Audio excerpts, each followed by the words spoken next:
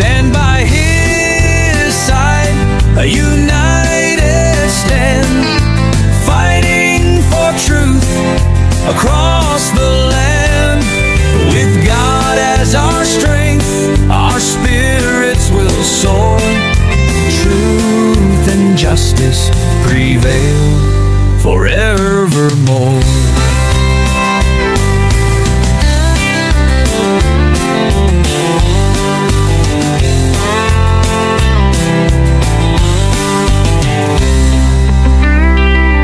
We stand by his side, a united stand, fighting for truth across the land. With God as our strength, our spirits will soar. Truth and justice prevail forevermore. We stand by his side, a united stand, fighting for truth across the land. With God as our strength, our spirits will soar.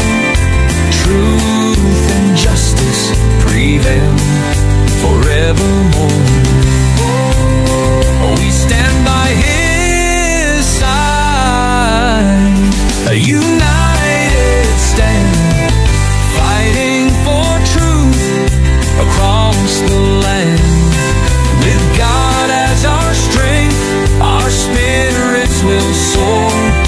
Truth and justice prevail forevermore. Forevermore.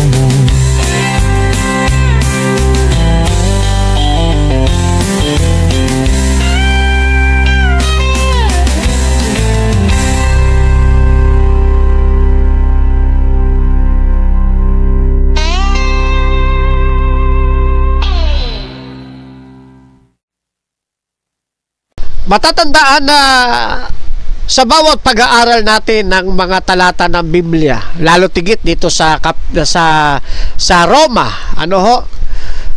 ang Apostol Pablo na isang dating pariseo na naging misyonero sa mga hintil ang sumulat ng aklat ng mga taga-Roma. Isinulat niya ang liham na ito para sa mga Kristiyano sa Roma. At karamihan doon sa mga iglesia na nasa Roma ay halo-halo. Mayroong mga Hudyong naging Kristiyano, mayroong mga hintil na naging Kristiyano, at mayroon ding mga Hudyo at mga hintil sa palibot nito. Ayan. Layunin ni Apostol Pablo, samantalang isinusulat niya ito, ay upang ipakita na ang lahat ng tao ay makasalanan, maging Hudyo o hintil. At layo niya na linawin na ang katwiran ay sa pamamagitan lamang ng pananampalataya at hindi sa pamamagitan ng mga gawa. Hindi sa pagiging Hudyo o sa pagsunod lamang sa mga kautusan ng mga Hudyo matatamo ang katwiran ng ating Panginoon Kristo, kundi sa pamamagitan ng pagsampalataya. At mula sa pananampalataya, lalakad sa pananampalataya, mabubuhay sa pananampalataya hanggang sa katapusan ng panahon. Excuse me. Sa historical settings ito at sa kanyang context, nakita natin, ng pinag-aralan natin ang Kapitulo 2 ng Roma, mula sa Kapitulo 2, talatang 1 hanggang 16, ay ipinakita ni Apostol Pablo na ang Diyos ay makatarungan at walang kinikilingan sa kanyang magiging paghatol na darating sa hinaharap. Dito naman sa Kapitulo 2, talatang 17 hanggang 20, na siya natin susunsurin, ay makikita ang inilalarawan ni Apostol Pablo ang mga Hudyo na sila'y nagmamalaki sa kanilang kaugnayan sa Diyos. Sa kautusan, sa pagtuturo ng kautusan, at sa papel nila bilang guro ng mga hintil. Yan po ang binibigyan naman din dito ni Apostol Pablo, yung kayabangan nila, yung pagmamalaki nila, sapagkat para sa kanila sila ang mayroong malaking kaugnayan sa Diyos at sila lang ang mayroong authority na magturo ng katotohanan, na magturo ng kautusan. At tinataya rin nila na sila ang guro ng mga hintil. Ayan. Sa mga susunod na mga talata, sa 12, Kapitulo 2, ang talatang 21, patuloy, makikita naman natin ang iba pang mga aral tungkol sa patuloy na pagmamalaki ng mga Hudyo sa pagkatanggap nila ng espesyal na pagtatalaga sa ating Panginoon. Yan. Maganda rin sa mga susunod na pagkakataon po yan. Ngayon, dito muna tayo sa 2:17. Ano ang ginagawa ng mga Hudyo noong unang panahon, noong unang siglo? Yan. Tulad ng ating nabanggit, nagkaroon sila ng pagmamalaki sa kanilang mga puso, sapagkat binigyan sila ng Diyos ng detalyadong kaalaman patungkol sa mga aral na buhay. At itong mga hintil ay itinuturing nilang makasalanan. Dahil dito, itinuturing ng mga Hudyo na sila, yung mga Hudyo, ang ilaw ng sanlibutan. Sila, ang mga Hudyo, ang tagapagturo ng kautusan. At mas mataas sila kaysa sa mga hintil. Kaya lang ang problema sa pagkakataong ito, bagamat inaangkin nila na sila ang ilaw ng sanlibutan, bagamat inaangkin ng mga Hudyo na sila tagapagturo ng kautusan, hindi naman nila ito isinasabuhay. Yan, ito yung problema sa kanila. Kaya tingnan ninyo at nilalaman ng Kapitulo 2, talatang 17 na atin pong pag-uusapan ngayon. Ayan. 17, ngunit kung ikaw na may taglay na pangalang Hudyo ay nasasalig sa kautusan at nagmamapuri sa Diyos at nakaalam ng kanyang kalooban at sumasang-ayon sa mga bagay na magaling, palibhas ay tinuruan ka ng kautusan at nagkakatiwala ka na ikaw ay taga-akay ng mga bulag, ilaw ng mga nasa kadiliman, tagasaway sa mga di nakakaalam o nakaaalam, guro ng mga bata. Nasa kautusan ay mayroon kang anyo ng pagkakilala at ng katotohanan. Ayan. So pansinin nyo ito mga kapatid, sa mga talatang ito ng Roma Kapitulo 2, mga talatang 17 hanggang 20 ay bahagi pa rin ito ng mahabang argumento na binuo ni Apostol Pablo mula pa doon sa naunang mga talata. Yan, ito'y bahagi ng kanyang liham ng pagtutuwid, pagpapaalala sa mga Hudyo. Yan, sapagkat ang mga Hudyo rito ay naging mapagmataas sa kanilang mga sarili. Nag-aakala na sila'y matuwid. Sabi sa talata di ba? Nag-aakala sila na sila'y matuwid dahil sa kanilang kaalaman, sa pasikot-sikot sa mga kautusan, doon sa mga aral na buhay. Kaya kung titignan ninyong mabuti at mabasahin ang mga talatang ito, makikita ninyo na hinihimay-himay ni Apostol Pablo ang tiwala ng mga Hudyo sa kanilang mga isipan. At binibigyan niya rito ng pansin, ipinapakita niya yung kanilang kapalaluan. Ipinapakita ni Apostol Pablo na ang kanilang kaalaman sa buong detalye ng kautusan ay walang saysay kung hindi naman nila ito isasabuhay. Walang kwenta yung kanilang pagiging guro, tagapagturo, kung hindi naman nila ito isasabuhay.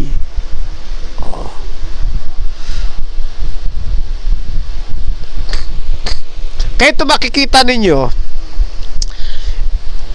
ginagawa ni Apostol Pablo yung kanyang pagpuna, yung kanyang mensahe sa pamamagitan ng sunod-sunod na pagtatanong. Kumbaga sa dialogue, rapid question po yan eh. Diba? Sunod-sunod na pagtatanong o isang rapid question na hindi masasagot ng hindi. Oh, magaling sa argumentuhan si Apostol Pablo eh. Diba? Hindi mo ito masasagot na hindi. Itong rapid question na ito. Oh. Ipinagmamalaki kasi ng mga Hudyo yung kanilang espesyal na ugnayan sa Diyos, di ba? Yan, talatang 17. Ngunit ikaw na may taglay na pangalang Hudyo at nasasalig sa kautusan, nagmamapuri sa Diyos. Yan. Oh. At makikita nyo rito, itong mga Hudyo, umaasa sila sa kanilang sarili, hindi sa Diyos. Umaasa sila sa kanilang sarili, ipinagpapalagay nilang sila'y mga taga-akay. Ipinagpapalagay nilang sila yung nasa liwanag. Sila'y mga tagapagturo sa mga bata. O ibig sabihin ng tagapagturo o guro ng mga bata, guro ng mga hintil. Yan. Diba sa verse 19, no? O hanggang 20, o ipinagpapalagay nila yung mga hintil, mga bulag. Yung mga hintil, mga hangal. O yung mga hintil, mga bata. O kaya sila tagasaway sa mga di nakakaalam. Guro sa mga bata o sa mga hintil. Yan ang ibig sabihin niyan. O. Kasi nakuha ng mga Hudyo yung kautusan mismong sa Diyos. Kaya para sa kanila, sila'y natatangi, sila'y espesyal na dapat paglingkuran ng mga hintil. Alam nyo naman, kapag ka during the time, no, unang siglo, kapag ikaw'y guro, ikaw rabay, mayroon kang disipulo, paglilingkuran ka ng iyong disipulo. Iyon ang gustong makita, maramdaman nitong mga Hudyo. Habang sila'y mga guro ng mga bata o guro ng mga hintil, dapat pinaglilingkuran, pinagsisilbihan sila. Yan ang namumuo sa kanila, kapalaluan. Kaya sabi sa verse 20, tagasaway sa mga di nakakaalam, guro ng mga bata. Nasa kautusan ay mayroon kang anyo ng pagkakilala at ng katotohanan. Kaya nga ang dapat sana habang sila'y nasa ganong kalagayan nilang iniisip, hindi dapat sila nagiging mapagmataas, di ba? Yun ang ini-inject talaga ng talatang ito eh. Dapat ay mga banal sila. Ang kanilang pagsunod hindi dapat pakitang tao lamang. Etong mga Hudyo yung kanilang pagsunod pakitang tao lang para masabing sila'y banal. Hindi dapat ganito. Yan. Lumalabas, puro kayabangan lang ang namumutawi sa mga Hudyo, wala sa kanila ang tunay na kabanalan. Yeah. Kaya doon sa ikalawang Timoteo, sa Kapitulo 3, talatang 5, check natin kung naka-flash siya. Ayan.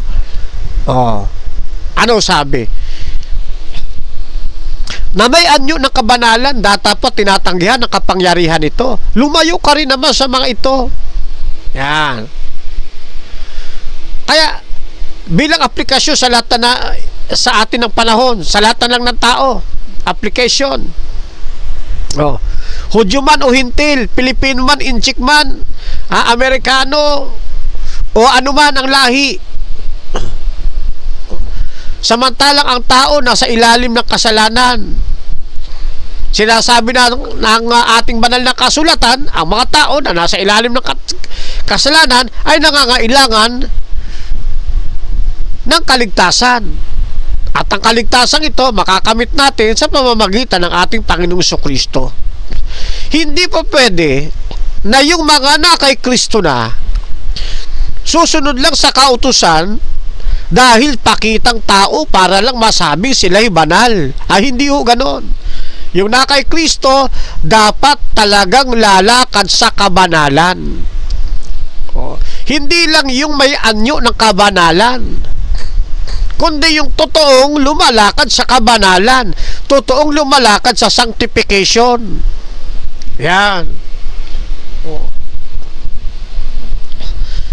Maraming tao dyan sa social media, di ba? Lumalakad daw sa kabanalan. Gano'n naman kung manglait sa kapwa. Di ba? Pati ba naman yung pinag-aralan ng tao, lalaitin. Pati itsura ng tao, lalaitin. Di ba? Pero, sinasabi nilang sila'y banal. Tawag doon anyo lang ng kabanalan. Pero ang totoo, tinatanggihan yung kapangyarihan nito. Hindi talaga ito lumalakad sa kabanalan. Nagtatanyag lang na banal para masabing sila'y banal. Kilala nyo ba yung mga sinasabi kong tao na yan, mga kaibigan, mga kapatid? Yung malalakas manuya sa Adventist. Halos kapariyo sila niyan born again daw sila. Ano-ano pang mga pagpapakilala sa sarili. Tapos andyan pa yung pagpapakunwari. Kayaan yan namin to ginagawa kasi mahal namin ang mga Adventist. Saka nakakita, mahal mo Adventist, ganun-ganun mo na lang kumurahin. Yan ba pagmamahal? Hindi mo mauuto ang mga Adventist. Alam nila katotohanan. Ano tawag dyan? Mapagkunwari. Mahal mo Adventist, ganun-ganun mo na lang, kuyura ka ng pagkatao. Siraan ng pananampalatayang Adventista. Yan ba pagmamahal? Hindi pagmamahal yan. Pagyayabang yan. Pangungutya yan. Tapos mumurahin pa. Andyan pa yung kung ano-ano pa sasabihin. Dahil hindi ka nila kaya, sa aral, titirahin ka. Titirahin ka sa pagkatao. Ganyan yung mga yan di ba?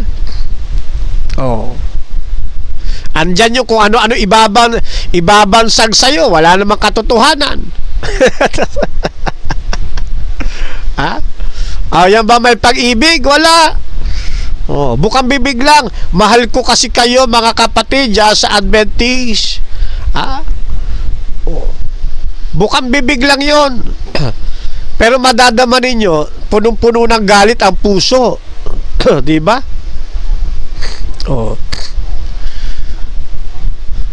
Pati itsura ng kapatid na Johnson, lalaitin. Hindi naman dapat laitin. Pati yung itsura ni Denmark, lalaitin. Di ba? Na hindi naman dapat. Ano pa? Kumo marami na mga laiko hindi nakakapag-English, di ba? Ay lalaitin din. Pero lahat ng lumalait ng ito, isinisigaw sila ay sa Diyos. Silaan niya tunay. Ano tawag ng Biblia dyan? May anyo ng kabanalan. Tapos kasasagot mo sa malililang doktrina, pag itatama mo sa comment section, mumurahin ka. Pag sinita mo naman yung pagmumura, Sasabihin naman nila,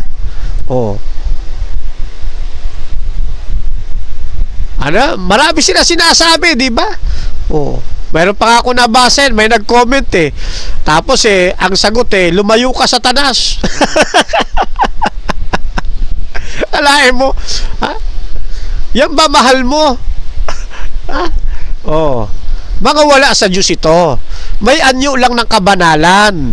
Pero yung kapangyarihan ng kabanalan, tinatanggihan. Ayaw lumakad sa matuwid na landas. Yan ang mga napupuna natin na sumasaliw dito sa mga talatang nababasa natin. Ganyan yung mga Hudyo nung araw Tapos ano pa sinasabi nila? Wala kasing ibang relihiyon na sasansala sa mga Adventista kundi ako lamang. Gumaganon pa. Halos walang pinagkaiba rito sa mga Hudyo. Kaya yabang. Akala mo sila yung tagasaway. Sila yung mga guro. Kaya lang, sa pamamagitan ng Biblia, ng katwirang nasa Biblia, nasusumpungan silang mga sinungaling. Diba doon sa binasa natin? Sabi mo na kay Kristo ka, di ka naman tumutupad ng kanyang utos. Abay, sinungaling ka niya, sabi nung unang Juan. Diba? Ganyan yan ang lalakas mamintang, ang lalakas manira.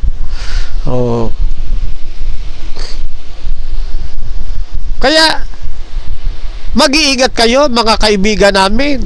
Baka kayo nalalapitan ng mga grupong ito o ng individual na ito. Mag-iingat kayo.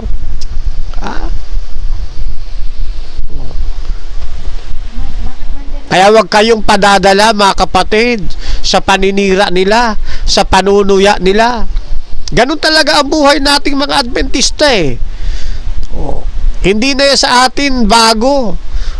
Sabi kasi nung Apokalipsis galit sa atin ang dragon Siyempre, kung galit sa atin ang dragon, yung kanyang mga ahente, galit din. Diba? Ngayon, paano nila may express yung kanilang galit sa atin? Di sa pamamagitan ng kanilang panunuya, pang-aasar, sa pamamagitan ng kanilang mga kasira ang gagawin sa ating pananampalataya. Andyan ang kukuha ng ating doktrina, kukuha ng ating libro, tapos pagbabangga-banggain. Mali naman. Kaya pagdating sa diskusyon laging gumugulong lagi nating nababalda di ba?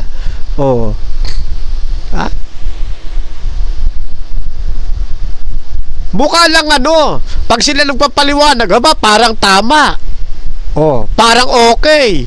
Kasi sila nagpaliwanag Wala naman silang karapatan na magpaliwanag ng ating libro, ng ating pananampalataya. Di ba?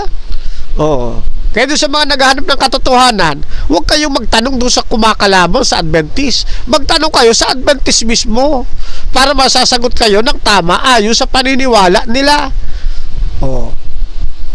Yung iba baliktad Gusto mong maunawaan pananampalatayang Adventist, magtatanong doon sa hindi Adventist. Paano mo matututunan yung turo ng Adventist? Magtatanong ka doon sa hindi Adventist. Ano mabubuo sa isipan mo? Di buro kasiraan din ng Adventist. Pag lumipat ka sa pananampalataya nila, wala ka na rin gagawin kundi siraan din na siraan ng Adventist. Yun ang nakuha mo Pero ang totoo, hindi mo natutunan talaga ang turo ng Adventist. Ang natutunan mo, paano siraan ang Adventist. Yan po yan mga kapatid.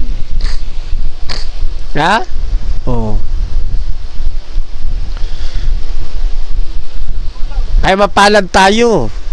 May nagagalit sa atin. Di ba? Mapalad tayo, may nagagalit sa atin. Bakit kanyo? Di lalo natin nakikita na tayo ang tunay na sa Diyos. Kapag walang magagalit sa'yo, may mga baka, kakampi mo diablo niyan. Kaya may nagagalit sa'yo kasi nasa katotohanan ka. Sabi ng Biblia galit ang dragon sa babae. Di ba? Sa nalabi sa kanyang binihi. Sino bang nalabing iglesia sa panahon ito? Di ba nga Seventh-day Adventist? Sino ba nagdadala o kumakatawan sa Three Angels Message? Di ba Seventh-day Adventist? Kaya normal lang na may nagagalit sa atin. Tayo naman lalong titibay. Ayan, lalong titibay. Kasi maraming nag-aangking tagapagturo ng kautusan, kagaya ng mga Hudyo. Ang daming nag-aangkin Kaya lang, hindi nila isinasabuhay. Yan mga kaibigan, mga kapatid. Kaya huwag kayo padadala dito sa mga umaano sa atin, umaalipusta. Yan ang buhay nila Yan ang papel nila. Yan ang papel nila, mga kapatid. Para lalo nating makita kung sino ang nasa katwiran. Kaya yung mga Hudyo, nabasa natin, yung mga Hudyo, nagpapakilalang may espesyal silang kaugnayan sa Diyos. Dahil sa kanilang pinagkaloob, yung mga aral na buhay, kasama na yung mga kautusan. Totoo naman yun sa kanilang pinagkaloob nung una. Sa kanilang pinagkatiwala. Kaya nga tawag sa kanila, ang tawag nga sa kanila mga katiwala Nang layunin kung bakit pinagkatiwala sa kanila, para may spread out nila, may palaganap nila, pero sinarili nila. Tapos ngayon sa bagong tipan, attitude yung mga Hudyo. Masyado silang nagmamataas doon sa kanilang karanasan na sila'y pinili ng Diyos. At ipinapakita nila na sila ang gabay, sila ang rabay, sila ang guro. Kaya lang, itong mga Hudyo mismo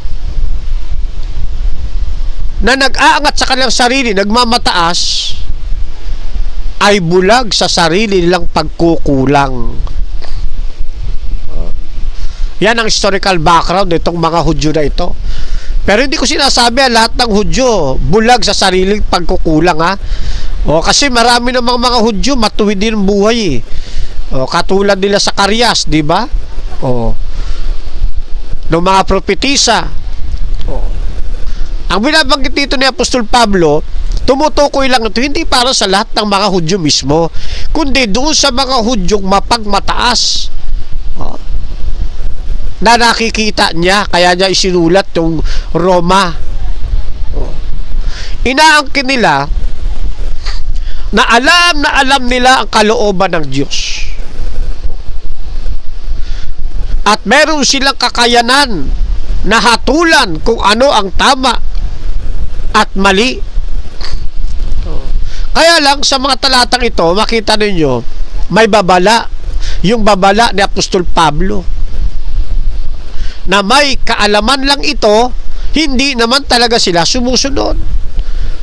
Alam nila pasikot-sikot sa kautusan. Alam nila detalye ng aral na buhay, kaya lang hindi naman nila ito sinusunod ng tama. Bulag sila sa sarili nilang pagkukulang.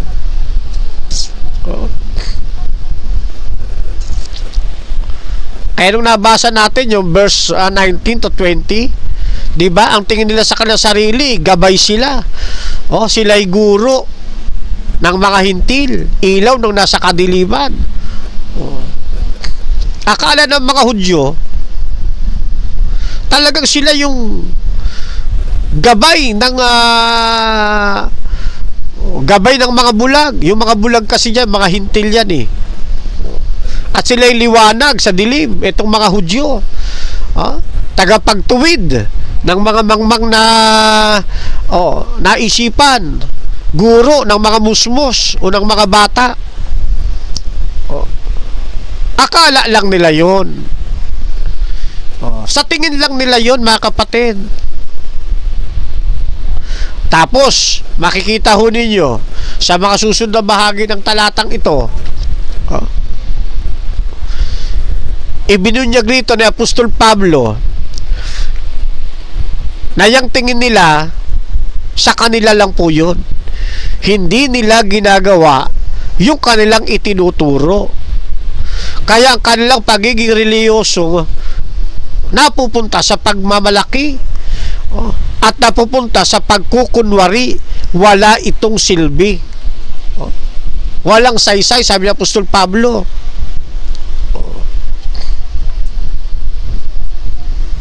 Kaya yung mga taong mayroong mas malawak na pagkaunawa sa salita ng Diyos, mga kapatid, sila rin yung may mas malaking responsibilidad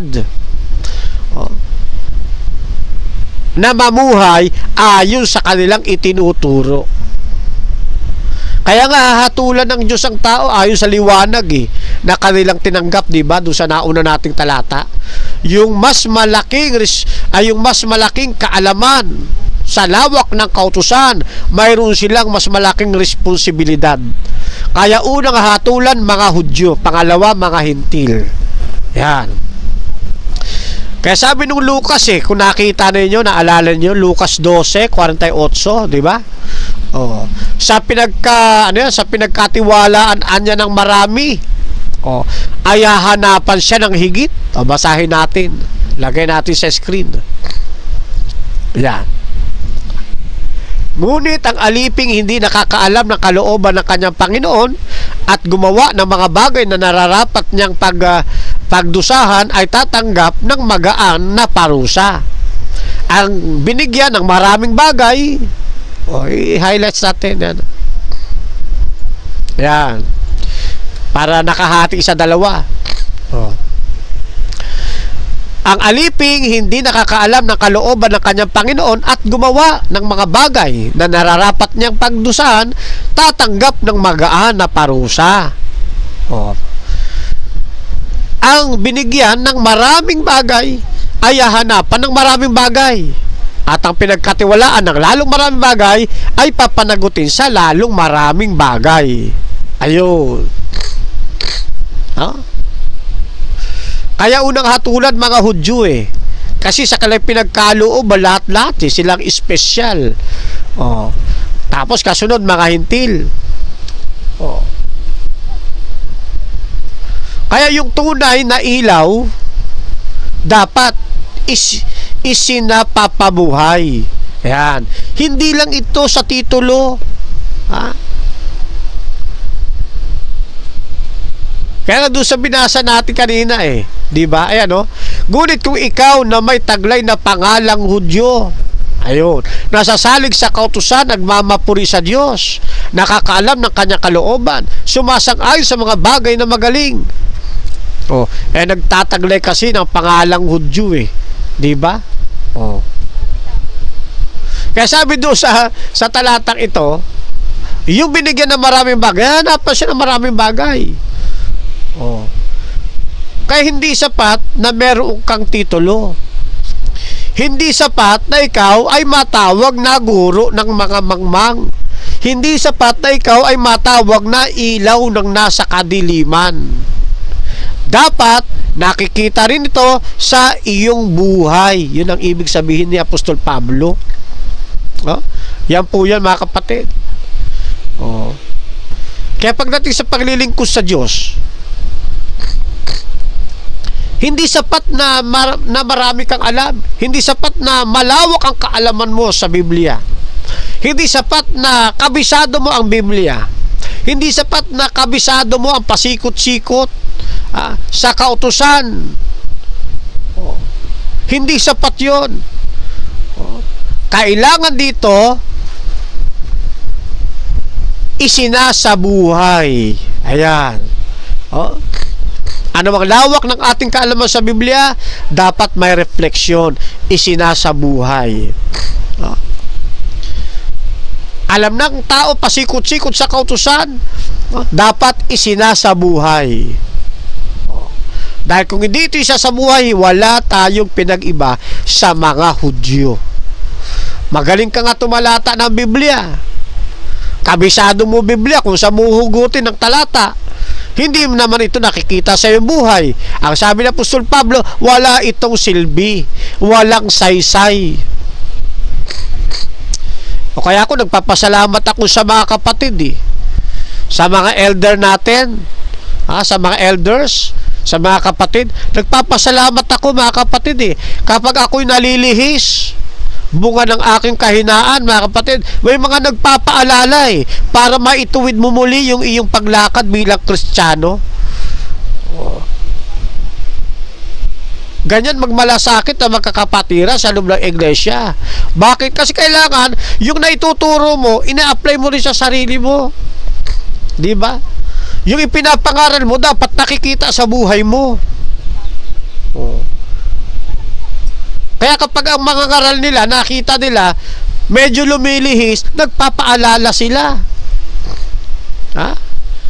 Ayun ang kagandahan. At ako, kapag ka nangyayari sa akin yan, abay, walang mapagsidlan ng aking pasasalamat sa kapatid na nagpapaalala. Ay hindi ako nagagalit, kundi nagpapasalamat ako sa mga nagpapaalala kasi nakikita nila, lumilisya na pala yung aking landas sa kabila ng aking pagtuturo, ng aking pangangaral. Yan ang kagandahan mga kapatid. Dapat yung ating pinapangaral, ating itinuturo, na isa sa buhay natin, na ipapractice natin mga kapatid. Ayan. At hindi maging kayabangan, ang dami nating alam sa Biblia, hindi maging kayabangan, ang dami ng ating mga napabinyagan, hindi magsilbing kayabangan yung bilang ng ating mga naging debate. Hindi magsilbing kayabangan yung pagiging kabisado natin ang banal na kasulatan. Ang gusto ng ating Panginoon, lumakad tayo ng may kabanalan. Yung ating itinuturo, huwag tayong gagaya sa mga Hudyo nung araw. Inaangkin nilang sila ang ilaw ng sanlibutan, hindi naman nakikita sa kanilang buhay. Nang inalis sa mga Hudyo ang kaharian at ibinigay sa bansang nagkakabunga sa atin ngayon na mga hintil na tinawag para maging mga Kristiyano, tayo na ngayon tagapagdala ng ilaw. Kailangan ang ilaw magpapatotoo, hindi ito magsisilbi kayabangan ng taong may dala-dala ng ilaw. At ang kanyang ilaw na dadalhin, yung ilaw na tinanggap niya kay Kristo, hindi yung ilaw na galing sa sanlibutan. Yan, lagi ko sinasabi, baliktad nangyayari. Kung minsan yung ilaw ng sanlibutan nang dinadala diba? Papasok sa loob ng iglesia. Baliktad. Dapat yung ilaw ng sanlibutan ay papatayin ng ilaw na dala-dala mo mula sa Panginoon. Yung ilaw galing sa Panginoon, yun ang ating ipapamahagi sa sanlibutan. At dapat ito ay nagre-reflect sa ating karakter. Kaya kung tayo evangelist, pastor, tagapagturo, yan, lahat ng ating itinuturo, lahat ng ating ipinagpapatotoo dapat nagre-replika sa atin. Yan, nakikita sa ating buhay. Ganun po yan mga kapatid. Yan. Kasi itong reflection na ito na makikita sa atin, ito yung nagsasabing tunay tayong sa Diyos. Bakit? Kasi nagbubunga mga kapatid. Nagbubunga. Yan ang kagandahan nating mga anak kay Kristo. Kaya marami tayong aral na makukuha dito mga kaibigan, mga kapatid. Hindi sapat na ang tao ay reliyoso. Reliyoso ka nga, hindi ka naman sumusunod sa mga eksistidong batas. Ay sabi siya ng Biblia, sinungaling. Walang katotohanan dyan. Diba? Natuloy nga pastor ng inyong iglesia. O kaya evangelista, bishop, o kaya kung ano man. Reliyoso kang maturingan, di mo naman sinusunod yung eksistidong batas, ay wala ring silbi, sabi ng Apostol Pablo. Tagapagturo ka, hindi mo tinuturuan ang sarili mo, sabi ni Apostol Pablo. Delikado yun. Ikaw na nagtuturo sa iba, hindi mo tinuturuan ang sarili mo. Diba, nasermonan ka pa ng ating Panginoon. Nakasermonan ka pa ng ating Panginoon sa pamamagitan ng sulat ni Apostol Pablo. Kaya katulad ng mga Hudyo noon, maraming mga Kristiyano rin ngayon ang nagpapakilala bilang makadiyos, pero hindi naman namumuhay ayon sa itinuturo ng salita ng Diyos. Kaya lagi natin sinasabi, hindi lahat ng may hawak ng Biblia ay sugong mula sa Diyos. Hindi lahat ng sumisitas ng banal na kasulatan ay mga ngaral ng Diyos.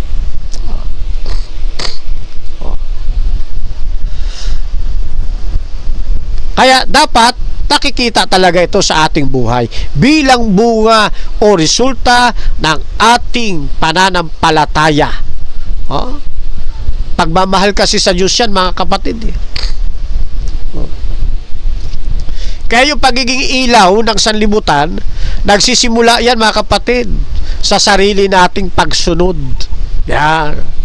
Diyan po nagsisimula yan Hindi pwedeng magdadala ka ng ilaw, ikaw hindi sumusunod. Di ba? Kaya kung gusto mong maging gabay ng sanlibutan, gusto mong maging liwanag, maging guro sa mga hindi pa nakakakita o nakakakilala ng katotohanan, kailangan mamuhay ka sa katwiran. Habang itinuturo mo ito, nakikita rin sa'yo.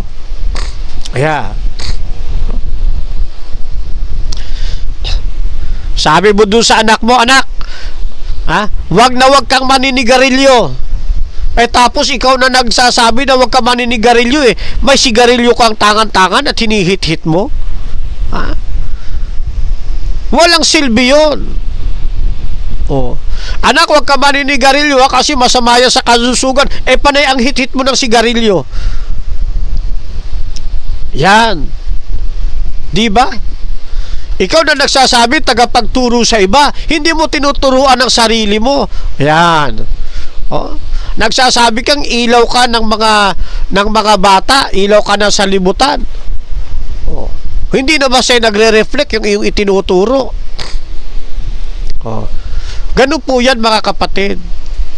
Hindi natin lubos na matuturuan ang iba kung tayo mismo hindi sumusunod. Yan po yan Di ba? Paano ka magiging epektibong tagapagturo? Hindi mo naman sinusunod yung itinuturo mo. Hindi naman nakikita sa buhay mo. Di useless nga. Tama si Apostol Pablo. Meron akong naalala dating sa atin, Adventist pa, mga ngaral, mahusay Abay, Adventist pa, pero hindi mabitawan yung pagkain ng sugpo. Hindi mabitawan yung pagkain ng yung mga dumal. Adventist, mahusay mangaral, mahusay tumalata. Hindi mabitawan yung pagkain ng hipon. Mahirap yun. Tapos sarap ng lantak mo sa hipon, sarap ng kain mo sa sugpo, sarap ng kain mo sa talangka, tapos lalaban ka ng debate ngayon. Patutunayan mo yung kumakain ng karumal-dumal, may impyerno. Kumakain ka paano maging epektibo?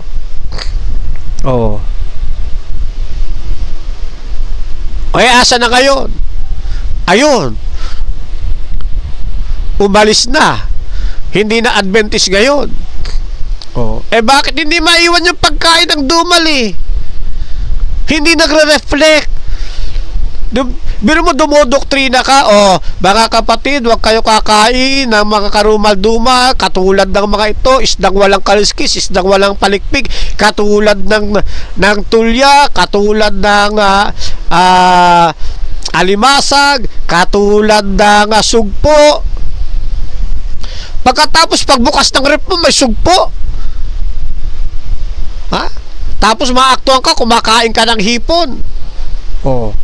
Tapos yung mga ngaral ka, bawal kumain ng hipon. Ha?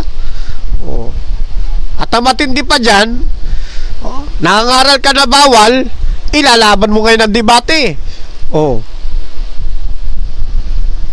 Ayan ang sinasabi. Walang silbi. Dapat, yung itinuturo natin, nakikita sa ating buhay. Diba? Nagre-reflect.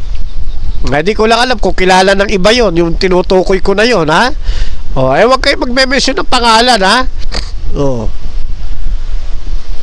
Hindi dapat gayahin, mga kapatid, mga kaibigan. Ang tunay na sa Diyos, tunay na tagapagturo, dapat sumusunod sa kanyang ipinangangaral, sumusunod sa kanyang sinampalatayanan.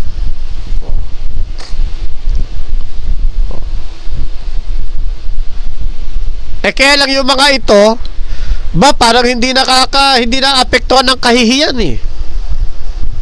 Hindi na-apektuhan ng kahihiyan. Hindi na nahiya sa ating Panginoong Diyos. Pag walang Kristiyanong nakatingin, walang kapwa Adventista, sarap ng kain eh.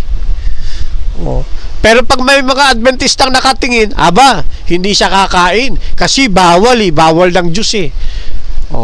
Nakalimutan niya, hindi ang pamantayan dyan yung nakikita ng tao, kundi yung nakikita ng Diyos sa kanya. Kahit na ba walang nakatingin Kristiyano, kahit na ba walang nakatingin Adventista, meron naman tayong Panginoong Diyos na nakakakita sa lahat ng ating ginagawa. Kaya sabi nung una nating talata na binasa sa Roma 2:16, paakyat, di ba? Hahatulan ng Diyos ang tao, maging lihiman o hayag ang kanyang ginagawa. Kaya dito sinesermonan ng Apostol Pablo yung kanyang mga sinulatan eh. May titulo kang Hudyo, nagtuturo ka, guro ka ng mga hintil, ilaw ng sanlibutan, ano pa yung mga binabanggit niya ron? Tapos hindi naman nagre-reflect sa yung buhay, walang silbi, sabi ni Apostol Pablo. Diba? Kaya hindi sapat na ikaw ay magaling magturo. Hindi sapat na ikaw ay reliyosong maturingan. Hindi sapat kabisado mo Biblia. Hindi sapat lagi kang nananalo sa dialogue. Hindi sapat na marami kang titulo, may PhD, may masteral, ang dami mong doctorate. Hindi sapat yon kung hindi naman nakikita ang kabanalan sa iyong buhay. Kaya ang tunay na kabanalan hindi nasusukat sa dami mong alam. Ang tunay na kabanalan hindi nasusukat sa mga titulo mo. Ang tunay na kabanalan nagre-refleka sa kanyang buhay na may kapakumbabaan sa harapan ng ating Panginoong Diyos. Kaya sa lahat-lahat mga kaibigan, dapat suriin natin ang ating puso. Bilang mga ngaral ng Diyos, bilang kaanib ng Seventh-day Adventist, tinutupad ko ba talaga ang kalooban ng ating Ama sa langit? Doon sa mga kaibigan natin, tanungin din po ninyo sarili ninyo. May titulo akong Kristiyano. Sinusunod ko ba talaga lahat ng eksistidong utos ng ating Panginoong Jesucristo? At kung hindi ninyo nasusunod, hanapin ninyo yung grupo ng mga taong masayang sumusunod. sa lahat ng eksistidong batas ng ating Panginoon. Idalangin niyo sa Panginoon, hindi kayo bibiguin ng ating Panginoon, matutuklasan po ninyo. Ituturo kayo ng Panginoon at hindi maglalayo. Pag yan ay ginawa po ninyo, mga kapatid, magkakaisa tayo sa pananampalatayang ito ng Seventh-day Adventist. At isa kayo sa sumisigaw ng Viva Adventista del Septimo Dia. At magiging sabik din kayo sa pagbabalik ng ating Panginoon. Dahil magiging sabik kayo na makapiling ang ating Ama na nasa langit. Hindi tayo basta tinawag sa mundong ito para maging tagapagturo. Hindi tayo basta tinawag sa mundong ito para maging Adventista o matawag na Kristiyano. Hindi tayo tinawag sa mundong ito para maging mapagmataas tulad ng mga Hudyo. Tinawag tayo upang makita sa atin ang refleksyon ng karakter ng atin pong Panginoong Diyos. Yan po yan, mga kapatid. Ayan. So, pansamantala, diyan muna natin puputulin yung ating magiging pag-uusap. Yan. Sa susunod ay tatalakay naman natin 21 patuloy. At least natapos tayo sa talatang 20. Yan, 16 hanggang 20 natalakay ho natin. Alright? At bago tayo dumako sa ating pangwakas sa panalangin, ay babatiin ko muna kung meron mga nadagdag. Yan. Shout out Pons Magan. Shout out kay Jeremias Arquero Corpus. Gayon din kay kapatid Danilo Tano. Shout out po sa inyong lahat, mga kapatid. Alright. Jun Reyes, mapagpalang hapon. Jonathan Reyes, yan. Michael Antonio Ilabo, Mr. Christian Sandique, shout out po sa inyo. Lindo Dalangon, yan. Jetro Carls Escasenas, shout out po. Maulang hapon, Lor Malupig, Jack Somalinog, sino pa? Noy Ranold, shout out po sa inyo. Etchong Taw-Taw, yan, kay kapatid na Etchong Taw-Taw, shout out po sa inyo, kapatid, at mapagpalang hapon. Yan. Okay.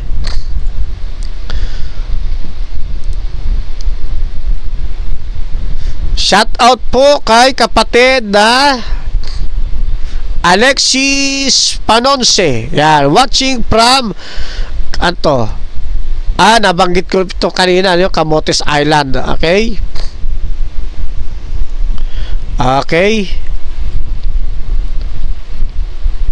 Sabi ni kapatid na Ola Relyoso, Kap, di nga nakaporma sa'yo sa debate tungkol sa Sabat, sa tulong ng Panginoong Diyos. Nadismaya talaga ako po, sayang nabulag sa katotohanan. Oo nga, meron din tayong nakaharap na gano'n, kapatid na Olan Relyoso, ayan. Okay. Basta tayo, mga kapatid, magtumibay tayo sa pananampalatayang ito.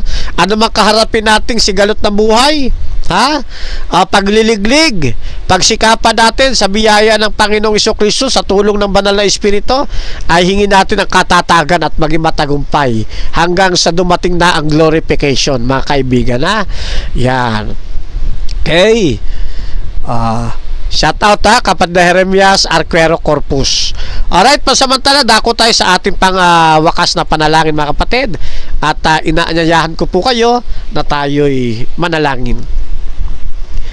Salamat po ng maraming Amang Banal sa patuloy ninyong pagbibigay ng magagandang mga aral sa pamagitan ng mga sulat ni Apostol Pablo.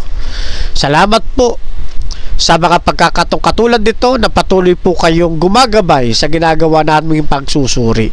Hangad po namin, Ama, saan man makarating ang programang ito at ng inyo pong iba pang mga programa ng inyong bayan, ay maging pagpapala sa kanila, maging matatag ang mga kapatiran at ang mga wala pa sa inyong paanan ay makapanumbalik.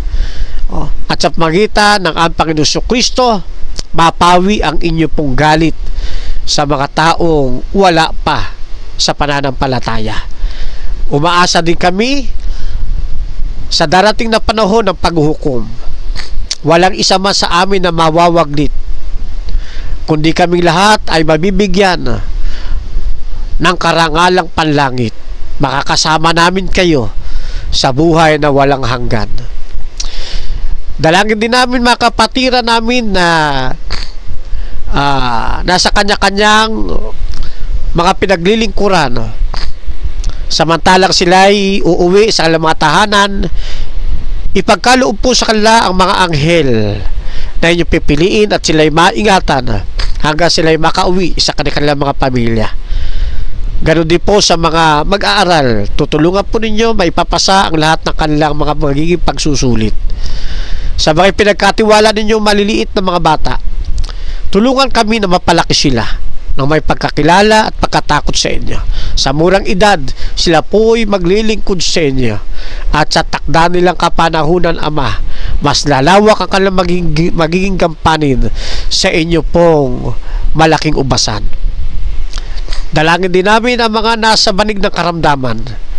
Hipuin po ninyo sila ng inyong kanang kamay na may kabanalan, ibangon sa kanilang pagkakahiga, at patuloy ang danasin ang kalakasan, kalusugan ng kanilang pangangatawan upang sila ay masiglang makakasama namin sa paglilingkod sa inyo. Gayon din ang nasa kahapisan, kapigatian, nasa pagluha, patuloy silang aliwin ng inyong banal na espiritu amang banal sa pamamagitan ng inyong mga pangako. Ganon din po sa aming mga binabible study, sa aming mga kaibigan, patuloy po silang pakakaingatan at magpakahayag po kayo sa kanila. Patuloy nila kayong makilala ng malalim. Dinadalangin din namin ang amin pong mga pastor, mga ministro, ibanghilista, mga laiko, mga aawit, mga kulpultor. Ano man ang kanilang mga gawaing inyong itinalaga, patuloy nyo po silang pasisiglahin, patuloy nyo po silang palalakasin, iingatan ng kanilang kalusugan, ganun din ang kanilang spiritual na ugnayan sa inyo. At umaasa na mula sa malilit na membro hanggang sa mga namiminuno, kayo ang patuloy naming maitaas at maparangalan.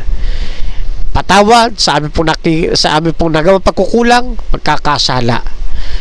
Hinihiling po namin ito sa inyo, Ama, sa pamamagitan po ng aming Panginoong Hesus. Amen. Okay, mapagpalang hapon po mga kapatid. Hasta la vista. Viva Adventista del Séptimo Día. Viva el Señor. Chokbok Hamnida Mispa sa inyong lahat mga kapatid. Mapagpalang hapon po.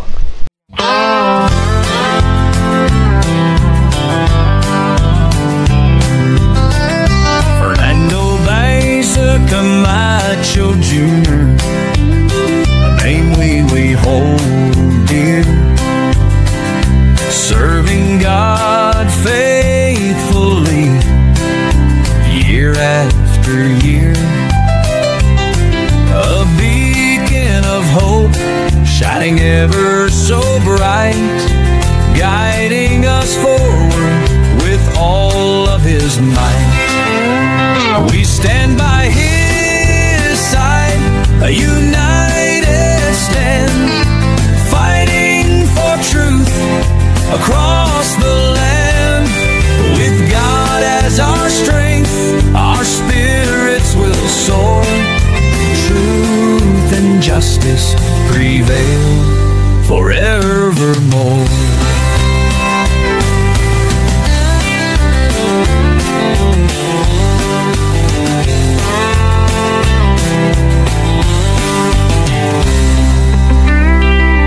We stand by His side, a united stand, fighting for truth across the land.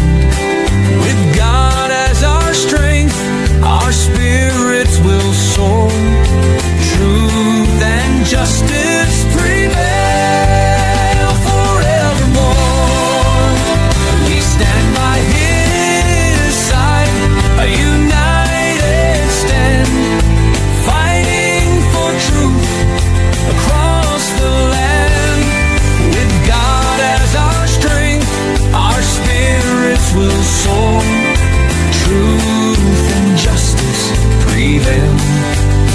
forevermore.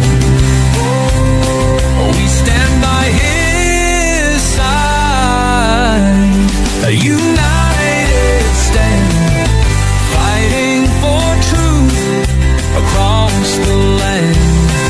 With God as our strength, our spirits will soar. Truth and justice prevail forevermore.